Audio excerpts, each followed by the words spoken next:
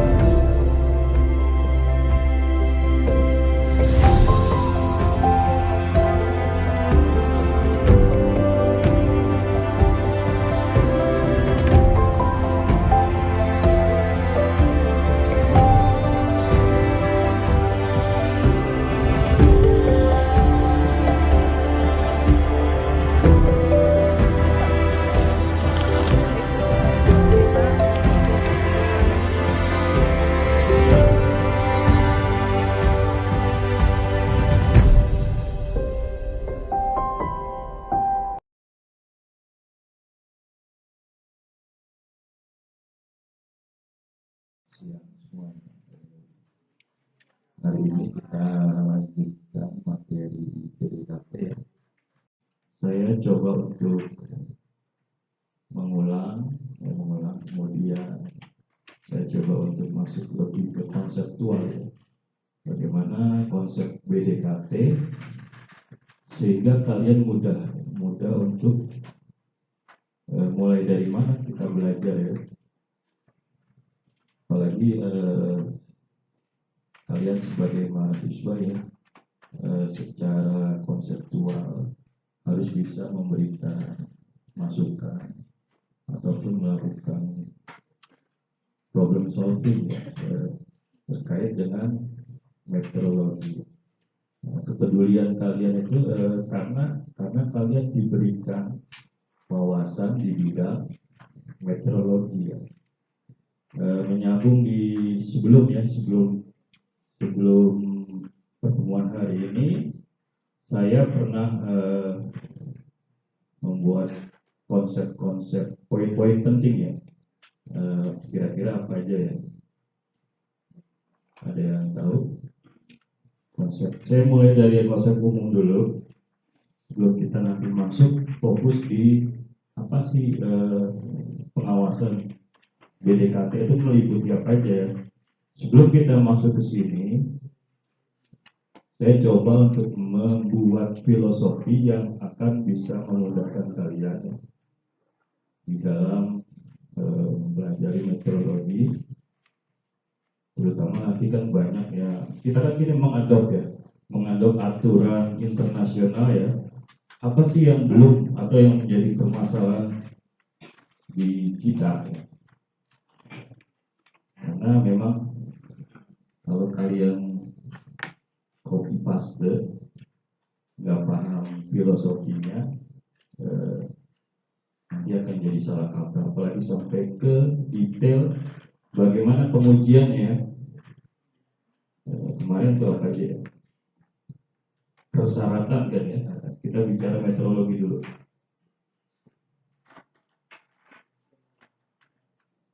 Persyaratan. Kemudian apa lagi yang pernah saya sampaikan? Parameter.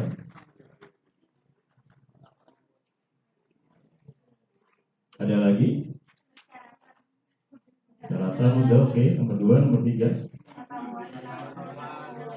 Pengetahuan tentang ilmu ukur. Kemudian peraturan pengetahuan tentang perundang-undangan ya.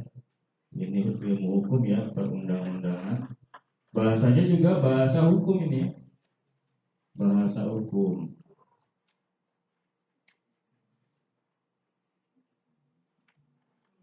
Ini kalau kalian jadi saksi ahli gitu ya. Ini kan pengawasan itu melihat kesesuaian di lapangan, apalagi terkait dengan transaksi ya, perdagangan itu mulai dari pre-market sampai post-market ya, kualitasnya kita jaga sampai jadi produk akhir. Nah, produk akhir itu perlu diawasi gitu kan. Kita masuk lagi kita coba olah pikir lagi. Saya mudahnya mengambil contoh yang di luar meteorologi dulu ya. Yang mengenai kemarin itu Stadion Kanjuruhan ya. Dia punya persyaratan daya tampungnya berapa? 38.000 ya. Nah, ternyata ke 42.000 ya. Ini sebuah persyaratan ya yang. Nah, kemudian ada peraturan internasional ya, kalau di FIFA itu penggunaan gas air mata ya. Kalau kita sudah melakukan kesepakatan dengan FIFA ya, ada turunan-turunan ya, turunan-turunan yang wajib diikuti gitu. Kalau kita nggak bisa melihat mungkin struktur ya, lembaga-lembaga apa ya. Nah ini nanti dihubungkan kalau kita di WTO ya. Nah, kita hubungkan nih ke meteorologi nih. Nah di internasional juga punya persyaratan-persyaratan ya, aturan turunan aturan ya. Setiap negara punya strategi yang beda-beda. Nah, uniknya di kita itu meteorologi terbagi menjadi 3 ya. Sepakat ini. Kenapa dibagi 3 gitu? Kok di negara lain enggak? Itu coba ini mahasiswa harusnya mikirnya ke sana. Suatu saat nanti diminta masukan. Kalau kita udah melihat secara umum ya, terutama yang dilaksanakan, yang diterapkan di kita ada meteorologi ilmiah, apalagi industri, legal. Tujuannya apa ini kemarin nih? Legal ya. Tujuannya kan tadi kemarin tertib ukur ya. Ini tertib ukur masih bahasa umum ya. Dan perlindungan konsumen ya. Perlindungan konsumen. Jadi World Trade Organization kalau kemarin Pak Pri ya. Nah, World Trade Organization kita bicara perdagangan yang fair ya. Trade itu kan harus fair ya. Kalian mau nggak dibohongin beli sesuatu ya? Atau mulai dia itu tadi, kalau nanti kita lihat rangkaiannya mulai dari proses produksi sampai produk akhir, jangan kita beli sesuatu itu kita harus punya di WTO sudah diatur standar bicara persyaratan yang harus dipenuhi ya. Nggak cuma aman, ternyata orangnya juga harus standar. Kita ada yang bergelut di bidang meteorologi legal, namanya apa? Kedara. Kalau di bidang meteorologi industri, harus standar juga harus tahu. Hah? Apa tadi? Petugas? Teknisi, coba ya. Ini kira-kira yang di Bandara itu kan pemerintah ya. Ada di meteorologi legal. Ada lagi nih yang meteorologi industri yang di ini teknik kalibrasi itu kan udah sifatnya umum ya. Apalagi nih? Nanti kalau ini jadi ikatan dinas ya, lulusan ini diharapkan bisa langsung nanti kalau di ikatan dinas ya ada profesi apa sih yang sesuai dengan meteorologi ya? Tahu PMB kan?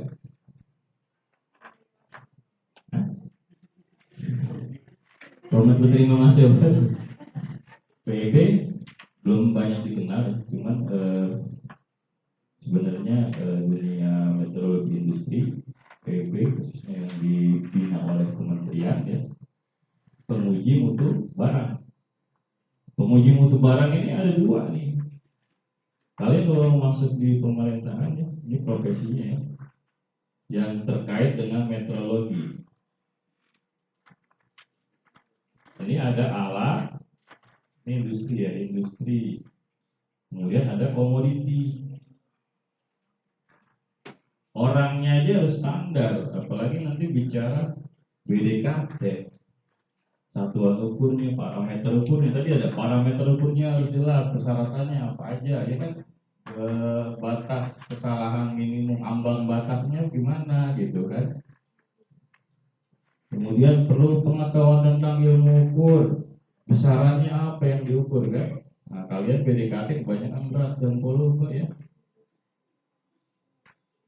Kemudian tentang perundang-undangan ya.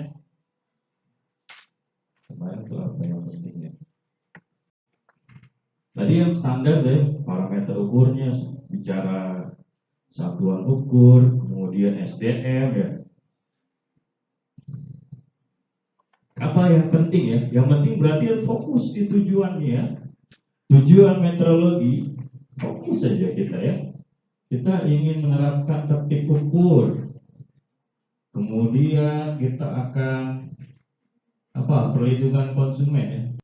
Apapun masalahnya ya. Kembali fokus ke tujuan ya.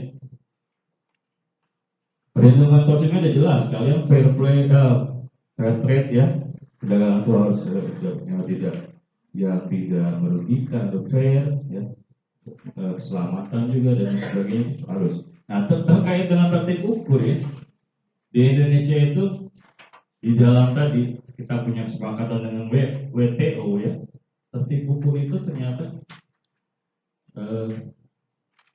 diimplementasikan dalam tertib tadi apa takar, timbang, ya, ukur ya. Kemudian ada tertib BDKT. Kalau di luar kenapa ya kita ada legal, ada industri, di luar tuh nggak ada dibedakan ya. Nah, tugas mereka menerjemahkan kesepakatan di WTO untuk tadi pengawasan, terutama tujuannya tertib ukur ya. Tertib takar, timbang, dan ukur TTP tadi dia juga punya landasan hukum ya. Di kita penerapannya adalah landasan hukum BDKT ya.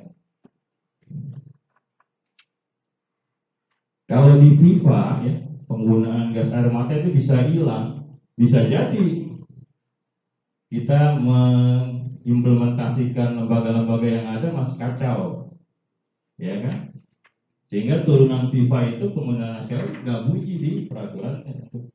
Nah, bisa jadi di metrologi legal ini kita bagi 3 bagian ya, metrologi industri, metrologi legal, nanti pengertian kalibrasi, verifikasi, validasi, itu akan kalau nggak tahu persis ya, technical pelaksanaan metrologi itu akan kacau. Sehingga kalau saya ke daerah ya, di Lekmar Aceh, Medan, dulu sebelum di sini saya 10 tahun di penguji barang di Jakarta ya, standarisasi. Itu selalu keluhan yang khususnya orang metrologi legal ya, Pak, saya diakreditasi dari KAN, bunyinya verifikasi, dianggapnya kita belum kalibrasi. Nah itu orang daerah gitu. Jadi di akreditasi itu kalau alat digunakan untuk menguji yang lain, dia harus bukan verifikasi ya, kalibrasi. Memang bahasa hukumnya di WTO semua itu harus verifikasi, dalam arti di dalam teknik operasionalnya akan dibedakan ya. Sehingga nanti kalau saya biasanya saya lagi sosialisasi itu udah gini aja Pak, anggap aja itu sebagai verifikasi ke alat yang lebih akurat. Nah itu namanya sama kalibrasi. Kalibrasi itu syaratnya adalah alatnya harus lebih baik, tingkat akurasinya ya kan. Verifikasi boleh sama. Banyak di lapangan itu nggak cuma Sumeraut, jadi terutama untuk kan sekarang udah jadi UML ya, fungsi provinsi itu yang kalibrasi alat yang di UML itu udah ya sudah harus ada pemetaan kembali gitu kan, sehingga alat-alat yang dilakukan untuk melakukan tertib ukur itu bisa terjamin ya, itu satu rangka itu metrologi ya. Terus secara umum ya ini kuncinya di sini aja. FIFA punya aturan ini ternyata turunannya nggak bunyi. Di sini akunnya dia nggak bunyi. Nggak apa-apa dengan aturan yang ada. Sebenarnya bisa mempermudah ya. Meteorologi legal, industri dan meteorologi ilmiah, kitanya harus aktif. Ketika adakan untuk mengakreditasi suatu laboratorium, nah ini memang sertifikatnya memang bahasa verifikasi ini dilakukan dengan alat yang lebih akurat. Itu satu contoh secara umum. Berarti sekarang kita kembali tertib ukur atau kuliah kita sekarang fokus di BDKT yang harus kalian tahu ya. UTTP semuanya nanti kan nanti ada saya ngajar sama Pak Dudi ya, SULK sekarang SUML, ada panjang ada itu ya dan sebagainya. Sekarang baik fokus di BDKT itu secara umum ya. Sekarang kita bicaranya pengawasan BDKT. Apa nih yang penting di pengawasan BDKT?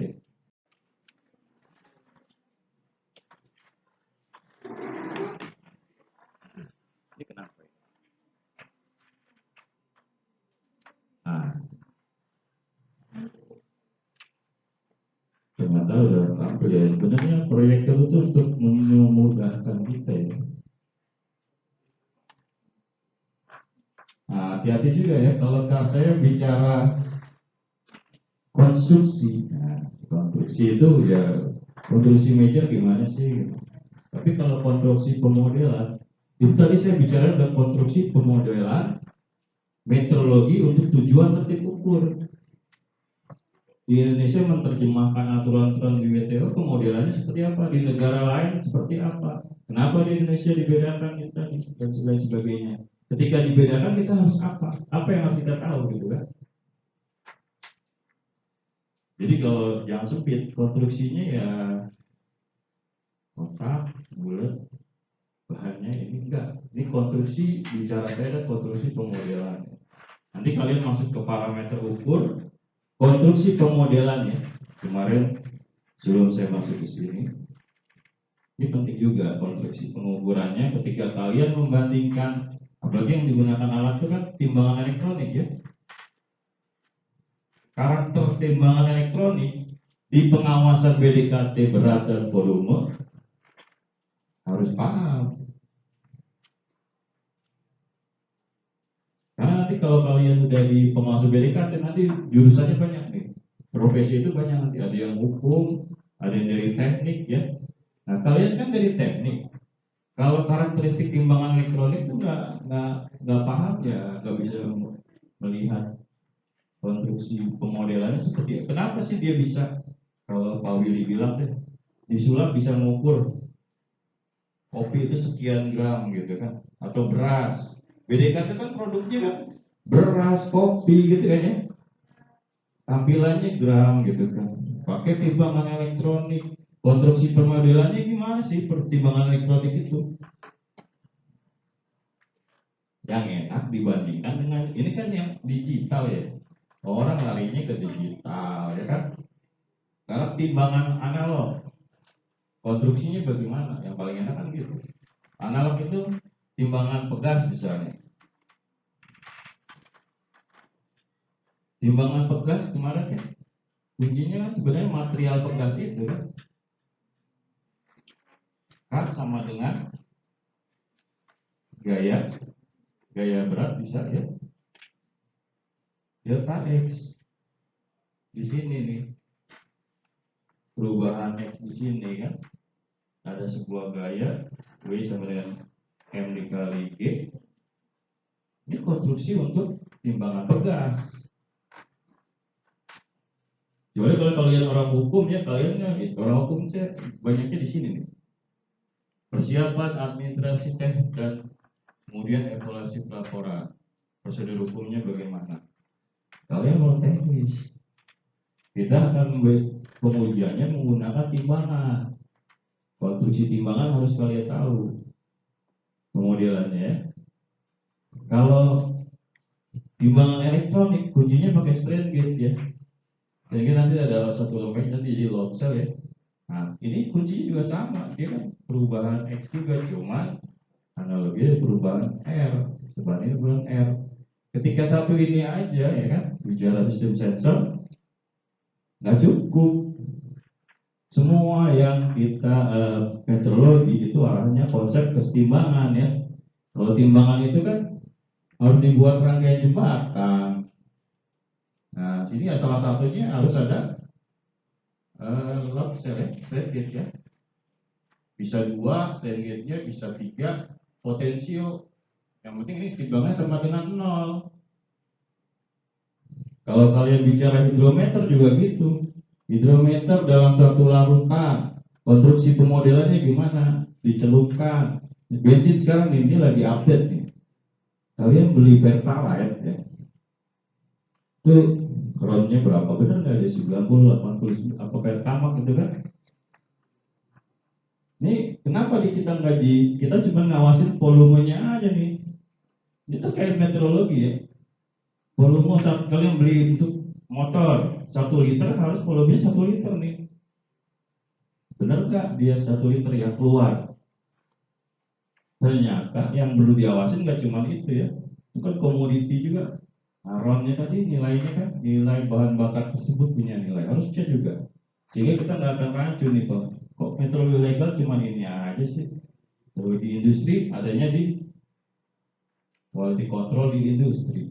Terus yang ngawasin volumenya udah ada yang ngawasin ya beneran emang dia selalu dia dengan bejana ukur standar ya, dia menggunakan bejana ukur standar bisa diawasi tuh volumenya. Nah, saya pernah bikin alat dengan metode Foucault ya. Konsepnya keseimbangan sigma F sama dengan 0. Gaya-gaya yang tercelup di sini dengan suhu tertentu kita bisa melihat densitas suatu cairan ya. Bensin ya. Dengan suhu tertentu. Metrologi keseimbangan nih, sigma F sama dengan 0 ya. E sama dengan 0. Cuma untuk dapatkan E sama dengan itu non-linearitas, perubahan X ya, non-linearitas supaya kita bisa buat linear ya kan. Ketika ada ini kan gini, ini kan kalau timbangan elektronik kan ada load cell ya, kita ada beban, tegangan di sini itu harus dibuat yang non-linear itu perubahan E0 itu harus jelas, jadi dibuat timbangan dulu. Itu ada tekniknya, sehingga nanti kalian akan mengenal bagaimana pengkondisian ya, bagaimana transmisinya ya, pengkondisian sinyal, perubahan sinyal tersebut, ada dengan menggunakan op-amp, dengan filter dan lain sebagainya. Nah, sehingga nanti kalian cukup kalau Arduino, namanya Arduino tinggal pakai HX 7 sekian sekian, sehingga bisa terbaca nanti masuk ke Arduino displaynya. Itu juga ada konsep binernya juga, sehingga bisa angka ini terbaca nih, disulap langsung dapat nih angkanya nih. Berat kopi 32 gram. Ntar dia ada spek alat ya. Nah, ya kan. Spek alat tuh nanti kalian akan lihat ada akurasi. Akurasi jangan ketukar dengan koreksi ya. Akurasi itu biasanya plus minus ya. Dia lebih ke ketidakpastian. Kalau koreksi, kalau ketidakpastian kayak koreksi ya berapa dia titik yang diukur, nya berapa, pergeserannya berapa. Nah, setelah jadi kalian nggak cuma mengenal tadi ya ada 4 kan, persyaratan, nanti parameter ukurnya apa, berat, volume, pengetahuan tentang metrologinya ya. Ini juga saya heran, kan pelajaran baru ya, BDKT ya. Nah, ini harusnya di semester ketika kalian sudah dapat semua besaran ya. Jadi parameter itu pengetahuan tentang ilmu ukurnya sudah lengkap. Nah, kemudian baru perundang-undangannya. Ini juga perundang-undangan juga di kuliahnya Pak Budi harusnya sudah jelas. Tinggal teknik operasionalnya ya. BDKT itu ya, fokus di situ ya. Lagi yang pentingnya itu sih konsep umum lagi tuh kan. Saya ini coret-coretan ya. Konsep-konsep umum ini kalau kalian pahami itu bisa kalian aktifin dari metodologi, kemudian memberikan masukan juga. Saya udah kasih masukan juga ya, kemudian verifikasi, kalibrasi, kemudian tertib ukur, kenapa nggak tertib takar, tertib timbang, itu bahasa hukum ya, sehingga diimplementasikan dengan beberapa peraturan.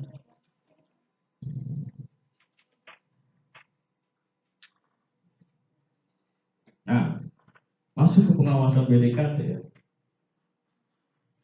Apa isinya pengawasan? Itu sebenarnya gampang ya. Kalian buka aja di Jumnisnya ya. Kalau di setelah itu ada syarat teknis untuk pengukuran panjang. Ya, biasa awalnya itu persiapan administrasi dan teknis. Kemudian apa sih isinya persiapan administrasi dan teknis? Nanti kita lihat ya. Secara umumnya ini singkat saja. Kedua, pelaksanaan pengawasannya bagaimana ya? Kita lihat kesesuaian pelabelannya ya, tinggi, huruf dan sebagainya, masih umum-umum ya. Kita di meteorologi akan menguji kebenaran kuantitas ya. Kebenaran kuantitas. Sebenarnya mudahnya gini sih, kalau meteorologi itu out the box lagi nih ya. Saya nggak mau dibagi tiga lagi nih. Legal, industri, ilmiah, enggak ya? Out of the box ya. Sebenarnya itu cuma BDKT itu kan ke arah komoditi ya. Komoditi. Jadi yang perlu diawasi sebenarnya alat dan komoditi ya. Komoditinya beras, kopi ya. Beras, kopi. Kalau di meteorologi Indonesia ada besi. Nah ini kan yang terbungkus ya. Besi aja di industri aja itu punya persen error. Persennya sama, bahasanya BKD, batas kesalahan yang diizinkan sama. Persen errornya yang diizinkan besi, berat besi, SNI beton ya. Ada beton polos, ada ini komoditi. Kemudian yang terbungkus nih beras, kopi ya. Dia juga punya batas kesalahan yang diizinkan ya. Kemudian kebenarannya bagaimana ya? Nah, itu konsep umumnya seperti itu. Kemudian masalah meteorologi lain, berita acara ya udah, kalau udah ada ujinya kita tuh di pengujiannya berarti kan. Ini bimbingan saya ini ada nih besi ya saya ini persentase. Yang penting kalian harus tahu di persyaratan tadi ya. Nah, batas-batas kesalahan yang diizinkan ya. Apalagi terkait dengan jumlah ya. Dia punya sampel itu gini ya. Kalau diambil sampel, kan ambil sampel ya. Ini ke angkatan berapa ya? Baru ambil 21 ya. Saya ambil sampel 1. Kira-kira 2021 ini aktif-aktif nggak gitu kan? Gampang dari baru misalkan ikut kegiatan 5 ya. Sudah tanggal atau pilihan ya. Ambil 1 sampel. Kurang ya? Kurang nggak 1 sampel ya? Jessica harus ikut hima nggak aja? Kurang cuma 2 untuk ngambil kesimpulannya. Kita mau ngambil kesimpulan angkatan 2021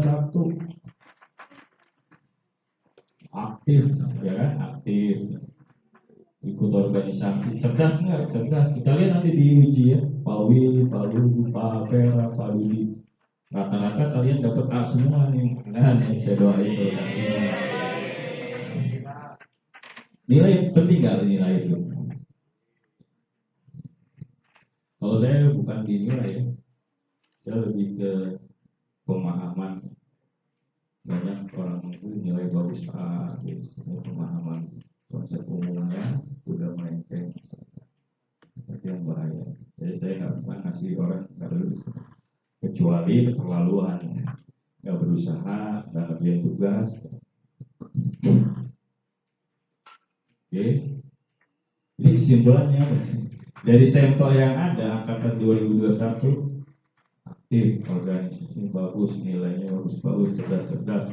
Kalah angkatan yang 2020, 2019. Nah, buktinya mana gitu. Sehingga ada konsep pengambilan sampel juga itu nanti. Konsep. Dari sekian produksi 90 yang diuji sekian persennya itu beratnya harus, saya nggak apa ya. Mendingan saya praktikum saya baca, oh ini persyaratan. Jangan ikutin saya karena gini, saya itu bidangnya nggak cuma meteorologi legal ya, semua bidang saya. Meteorologi ilmiah kemarin saya buat metode Foucault untuk yang tadi uji densitas itu larinya ke metodologi ilmiah.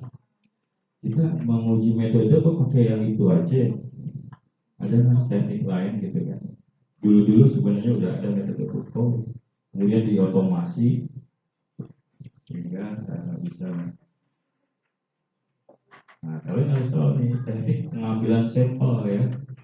Pengambilan sampel dari satu kurang, yang aktif cuma baron doang, yang lainnya tinggal enak gitu. Tadi saya seneng tuh udah, walaupun nggak berhasil ya, nyari baterai nggak dapet, nah, udah aktif kan.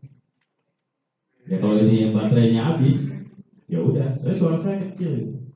Kalau saya kalau nggak pakai ini, cenderungnya udahan maunya, udah nggak kedengeran suara saya. Kita lanjut ya. Persiapan administrasi pelaksanaan pengawasan ya. Pengujian tadi pemasangan, oke, evaluasi.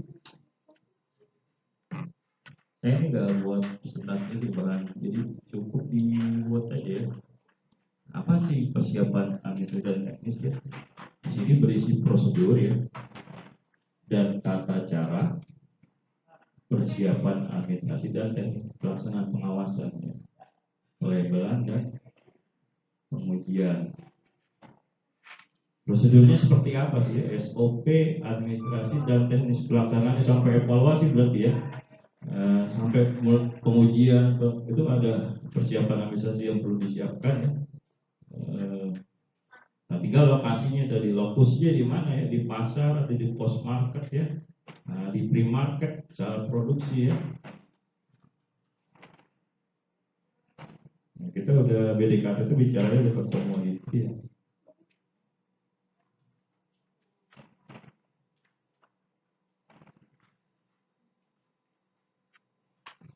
Kita coba buka yang lain.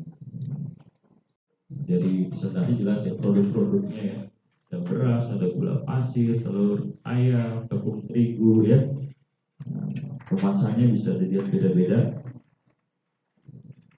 Kemudian ini ada marketnya ya, di mana yang dilakukan pelayanan ya, lokusnya apa, pre-market, post-market. Ini jelas ya, ketentuan pelabelan ini harus dilihat di Permendak 31 ya. Ini perundang-undangan lagi ya, tahun 2011 tentang BDKT dan ada lagi nggak yang update? Nanti harus update dulu ya. Sementara ini belum ada ya. Permendak nomor 26 tahun 2020 tentang pengawasan material legal ya. Ini pengawasan pelabelan dilihat tinggi huruf, gampang kan ya. Kita cuma mengukur tinggi huruf ya, angka kuantitas nominal, beserta penulisan lambang satuan. Asal kayak standar ya. Pak Bagus, saya usianya 46 kan. Kalau jarak jauh dekat ya. Dipilihlah standar yang standar yang untuk keperluan BDKT itu memudahkan orang untuk membaca. Terutama kalau ternyata beratnya bobotnya udah beda ya dari yang ditulis karena kesalahan. Nah, ketika udah punya standar harus tinggi sekian, mau dia usia saya mau ya terserah mau pakai kaca pembesar, mau pakai kacamata silakan, itu punya standar harus diikutin ya. Kemudian contoh pengisian cerapan ya. Ini contoh cerapan kita lihat di praktikum nih ya. Biasanya isinya informasi pengambilan sampel dulu ya, informasi sampelnya apa, nama barang, nama perusahaan, kalian sudah coba ini ya.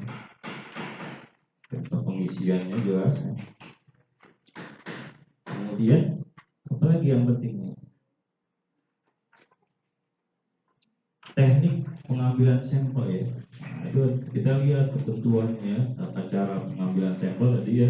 Nanti kita buka yang ada di slide pertemuan sebelumnya ya, saya akan nanti kita lihat tadi jumlah ya sampel ya. Nah ini enak kalian ya, udah ada yang bisa dibaca ya. Ini parameternya berat, volume, ada yang berat neto, berat kulkas ya. Ini jelas ya di sebuah presentasi ya. Lebih jelasnya di praktikum ya.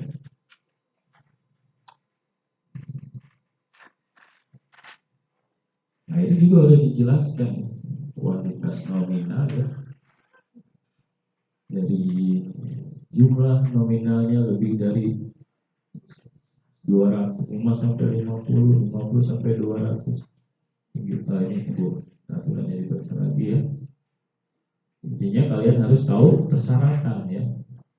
Dari jumlah, ukuran lot dan lain sebagainya, kemudian diikut berat dan volume. Jadi kalau kalian orang sosiologi, konsep timbangan elektronik terus konsep alat ukurnya harus tahu ya. Penelitian dong juga ya. Jadi ada persyaratan 0,5 gram, penelitiannya 0,1 gram, alat ukurnya 0,5 gram. Itu ada tekniknya sendiri.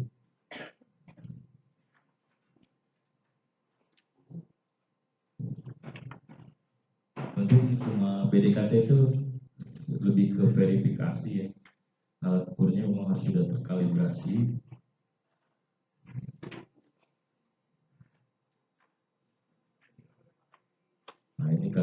masuk di di praktikum nanti akan diulas sama siapa Dewi Fortuna ya. Dia itu bimbingan saya juga.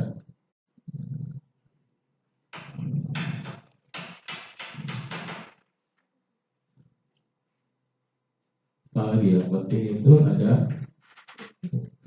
tinggi huruf udah diawasi, sampel diawasi ya, ketentuan sampel tadi bisa baca di slide-nya ya. Kemudian pengujiannya ya, batas kesalahan yang diizinkan punya persyaratannya sendiri. Tiga persyaratan itu penyalon kemudian dari KT ya. Persiapan kemudian pengujian caranya juga harus tahu ya. Kemudian knowledge kemudian dari KT.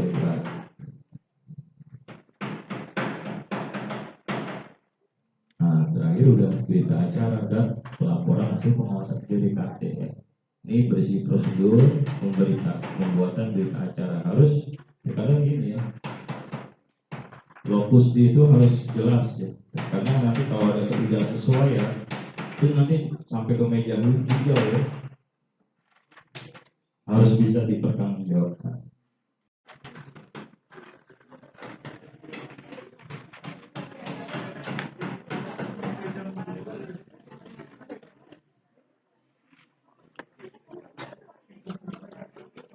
Jadi gitu ya, saya bicaranya esensinya,